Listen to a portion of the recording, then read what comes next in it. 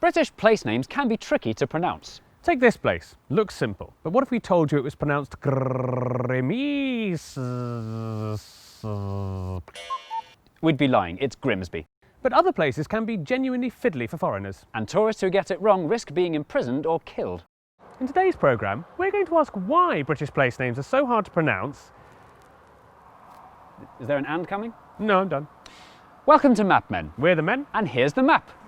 Map men, map men, map men. There are difficult to pronounce place names all over the world. California has Zizix, Slovenia has Ptuj, Greenland has... Kekertarsuit. Even Welsh natives struggle with this one. And tonight we can expect to see heavy showers spreading from the west into Wales. But deliberately hard to pronounce names invented for promotional purposes like Llanfair Pwllgwyn Gwrgogera Drobr Llantysilio Gogogoch aside, Show off. British place names cause more trouble than most, because they often look straightforward but contain nonsensical phonetic traps that are impossible to predict. Try this one. Go on, say it out loud, in your room or on your train. Ha ha ha ha ha ha ha! Wrong, it's not Frome. Frome, it should be blitheringly obvious, is pronounced Froome. But if you did say Frome, don't worry, you're in good company. Frome is officially the most mispronounced place name in Britain, and that's according to a proper survey. Excuse me, could you mispronounce Froome for me? Portsmouth. That'll do. There's nothing more fun than laughing at tourists who don't know how to say something properly simply because they're from a different country and could never reasonably be expected to have predicted a local pronunciation that contradicts the basic rules of language. So, we've created the perfect travel agent's itinerary for maximising tourist humiliation across the country. Starting in Biaulio, Bewley, head over to Rampisham, Ransom, then down to Mousehole. Mousehole, Next, travel north up to Towcester, Toaster, then a quick jaunt to Gotham, Gotham, followed by a stop in Quernmore, Quorma, before finishing up in Alnwick. Alnwick, which is near Newcastle. Or, as the people from the city itself say, Newcastle. When will they learn? As you can hear, no letter of the English alphabet is safe from being pronounced any of dozens of different ways. Including not at all. Thankfully, there are some general rules you can stick to, and because we're nice, we'll help the un-British amongst you through a couple of basics. Cester is pronounced stir. Leicester, Worcester, Gloucester. W at the start of the final syllable is silent. Norwich, Berwick, Southwark. ER is pronounced R. Berkshire, Clerkenwell, Hertfordshire. But before you get too reassured, for every rule in the English language there are always exceptions, such as the cester in, Cirencester, the W in, Sandwich. and the sound in, Oh, this is disgusting. Oh, sorry, Berkhamsted. which is in Hertfordshire. The only way to be absolutely sure of pronouncing British place names correctly is to live here long enough to learn every single one of them, one at a time. Sorry. So who were the complete anchors that invented these rules? It's time for an English lesson. To make an English language, you start with the base of Germanic Anglo-Saxon. Mix in a healthy dash of Old Norse, a huge dollop of Norman French, and just a barely detectable hint of Celtic. Trust me, it'll make all the difference. Stir it up for hundreds of years until the vowels really start to shift, and then...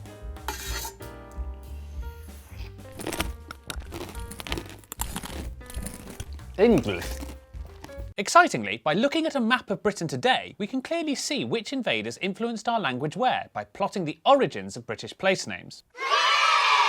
This marvellous, messy, multicoloured map shows which languages different British place names belong to and is a living history of our early settlers and subsequent invaders.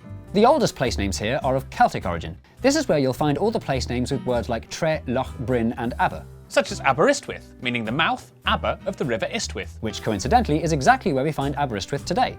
Celtic languages were once spoken all across the British Isles, but are now reduced to a small minority of mountain dwellers. And that's because low-lying Middle England Brits turned out to be more worse at resisting invading armies. First up were the Romans, who brought in Britain's Latin influences. Like the rumba. No, like boring Latin. Anywhere that ends in castor, cester, chester or xeter was a Roman fort, from the Latin word castra, meaning Roman fort. But the Romans didn't stay long, so although their naming system was long-lasting, the actual names they used weren't, which is perhaps unsurprising when we learn they used names like Castra Exploratorum and Belgic Oppidum. Which was sensibly renamed Braintree. Next, in light pink, we have the biggest group, Germanic Anglo-Saxon. Any place containing the words Ham, Hurst, Lee, Bury, Ford, Port, Mere, Stead, Tunstall, Wick, Witch or Mere are of good old Anglo-Saxon origin and massively dominate southern England. Like Buckingham. Or a low-lying area of land belonging to an Anglo-Saxon called Bucca. Perhaps the most upheavaling thing to happen to Britain's place names was the Vikings, who swept in from Scandinavia in the 9th century, committing brutal crimes including rape, pillage and the renaming of small to medium-sized settlements. You can tell a place was named by the Vikings if it ends in Thwaite, Thorpe, Kirk, or B. Such as our old friend Grimsby. Named after an important Viking called Grim, famed for his infectious positive energy, Grimsby literally means Grimm's village. Really? We're all familiar with these common settlement suffixes, but what's so striking is how clearly this map of Viking place names reflects the extent of the Viking invasions. You can practically see the exact location of the Danelaw dividing Viking and Anglo-Saxon England without needing to draw it on with thick red pen. Following all these invasions, Britain was littered with place names that originated in different languages and accents, but the final thing that would make its place names truly unpronounceable was time. Over hundreds of years, locals who were too busy to pronounce all the syllables in Cester reduced it to stir to save time. But they couldn't read or write, so the spelling stayed the same. And while the English language has continued to gradually evolve, our place names haven't, resulting in a language landscape littered with phonetic booby traps. But what about Frome? Which linguistic group is responsible for Britain's so-called hardest place name? Unusually for a place name in England, Frome is from a surviving Celtic word, frama, which means fair, fine or brisk, probably describing the flow of its lovely river. It's not really surprising that the oldest language in these islands is the one that's drifted the furthest from pronounceability. So don't forget to join us for the next episode of Map Men. Is that the end of your sentence? Yeah, I'm done. Golly darn tootin' gee whiz, hot diggity woo! What are you doing? I'm putting on an American accent to fool my computer into thinking I'm in America. Yippee-ki-wee, buckaroo! Why are you doing that? Because I want to watch all my favourite programmes on Netflix. But you've already got Netflix. Yes, but American Netflix has programmes that we don't get on UK Netflix, including, curiously, some British programmes. So that's why I'm doing this really convincing accent so that my computer will let me access all the content I want. Zippity-doo-dah, gosh darn it, yeehaw! Suit yourself. Hey, wait, aren't you going to tell me that's a really silly thing to do and instead I should use Surfshark? Oh, we're doing an advert.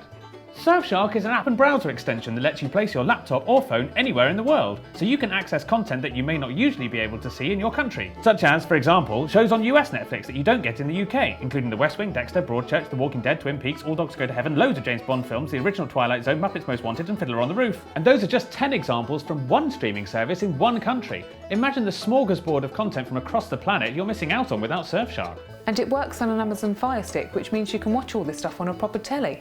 As well as country hopping, Surfshark makes your internet safer by masking your IP address, keeping your data private. Also, Surfshark is the only VPN that lets you have one account on an unlimited number of devices. Do you want to try out Surfshark for your very self? Darn tootin'! Darn tooting indeed. Click the link in the description and use the code MAPMEN to get 84% off Surfshark, plus 4 months extra for free. And just between you and me, Surfshark offer a 30-day money-back guaranteed, so there's no risk in trying it out, just to see if you like it. Surfshark sounds bonza, mate. G'day, shrimp at the barbie. Woollamaloo, woollamaloo. It works in Australia as well. Ah, stroof.